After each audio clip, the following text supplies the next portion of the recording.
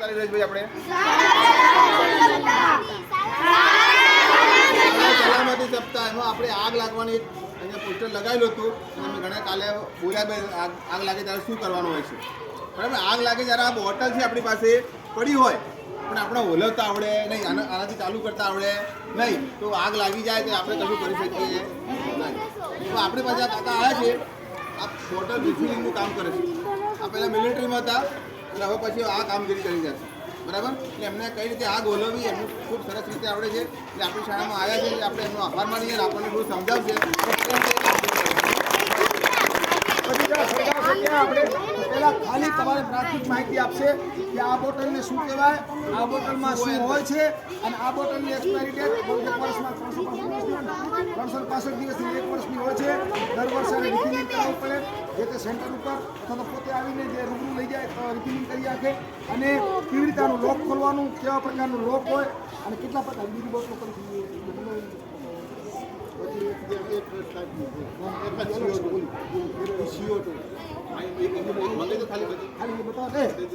છોકરીઓ ઉપર છે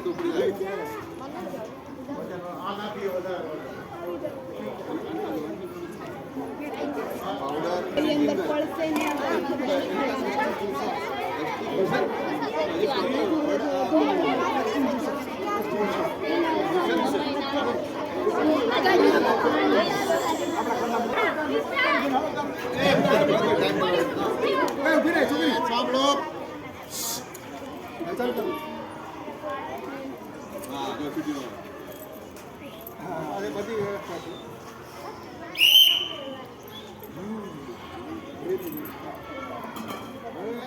અત્યારે તમારા સ્કૂલમાં નહીં બધી જગ્યાએ અત્યારે શું ચાલી રહ્યું છે?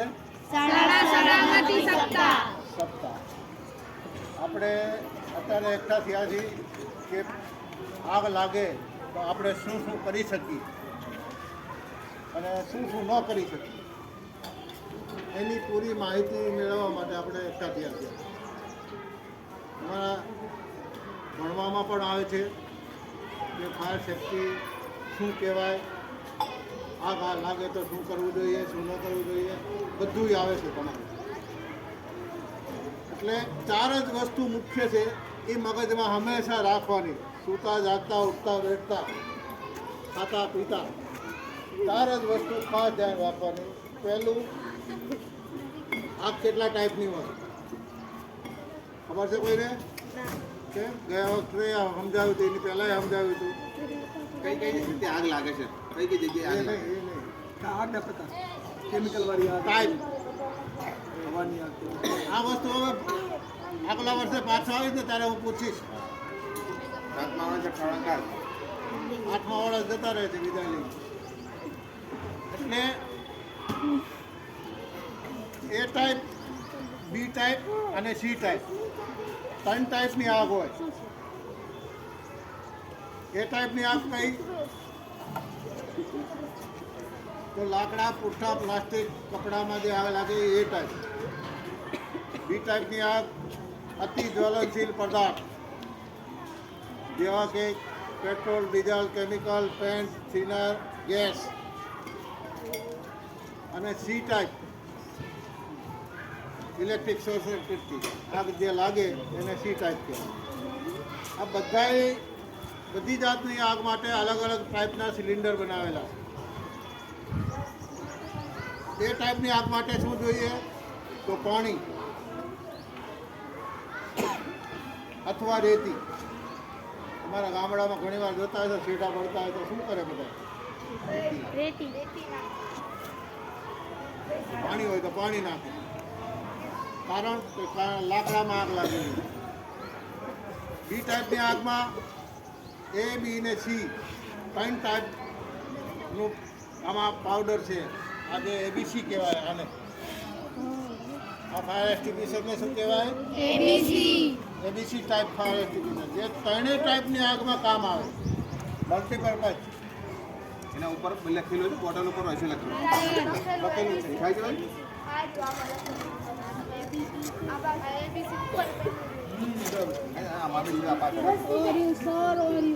પણ બને ત્યાં સુધી પર્ટિક્યુલર જે આગ લાગી હોય અને જેમાં જે વસ્તુ યુઝ કરવાની હોય એ જ યુઝ કરવાની, અને ત્યાં સુધી આને યુઝ પછી કરવાની, ત્યારે આપણી પાસે કોઈ ઓપ્શન નથી. અને સી ટાઈપની આગ માટે CO2 કાર્બન ડાયોક્સાઇડ જેને કહેવાય, જે આ સિલિન્ડર છે, સી ટાઈપની આગ ક્યાંય પણ લાગે તો વધારે પડતો CO2 યુઝ કરવાનો. કારણ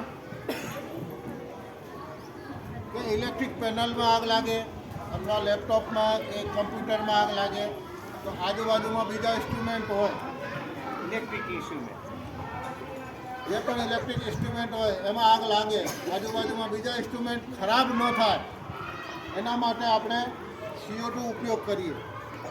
કારણ CO2 ગેસ છે એટલે એ ઉડી જશે, અને આ વસ્તુ યુઝ કરશો તો આજુબાજુમાં જે પણ ઇન્સ્ટ્રુમેન્ટ હશે એ બધા ખરાબ થઈ જશે. કારણ કે આ પાવડર છે, પાવડર બધી જગ્યાએ ઉડશે, અંદર સર્કિટમાં બધે જશે તો ઇન્સ્ટ્રુમેન્ટ ખરાબ થઈ જશે. એટલે પર્ટિક્યુલર જે આગ માટે યુઝ કરવાનું છે એ જ સિલિન્ડર યુઝ કરવાનું છે. આ 3 વસ્તુ થઈ ને ચોથી વસ્તુ જ્યારે આગ લાગશે, આપણે ગઈ વખતે એ જ રીતે સમજાવ્યું હતું ને એ જ રીતે જ આપણે ચોથી વસ્તુ સમજશું. હવે આનો ઉપયોગ કેવી રીતે કરવો? ગાડી છે અમારી પાસે પણ આવડતી જ નથી, તો શું કરશું? ડ્રાઈવર રાખશું.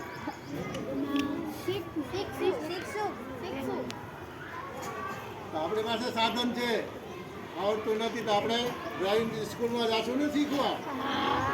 તો આ વસ્તુ છે આપણી પાસે છે પણ આપણને આવડતી નથી, તો હું ડ્રાઇવિંગ સ્કૂલ વાળો છું અત્યારે, એમ સમજો.